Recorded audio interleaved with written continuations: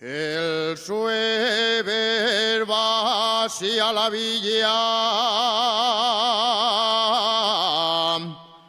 con intención de vender.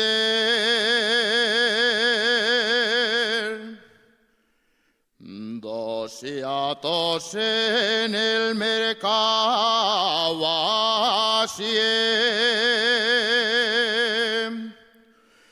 y vacié con la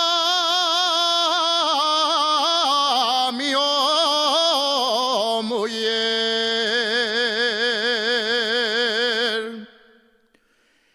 Pero al llegar a junto al fiel a tu salió un guardia de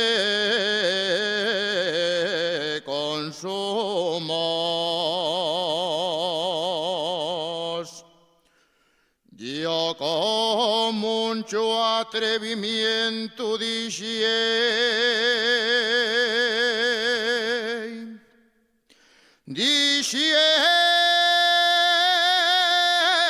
si era paduato,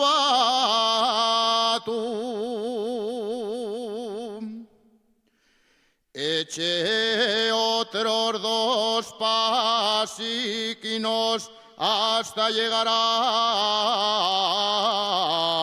Sisión.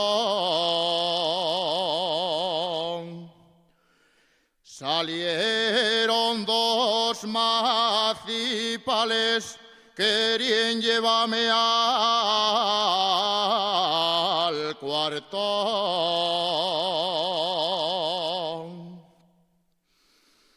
Y eso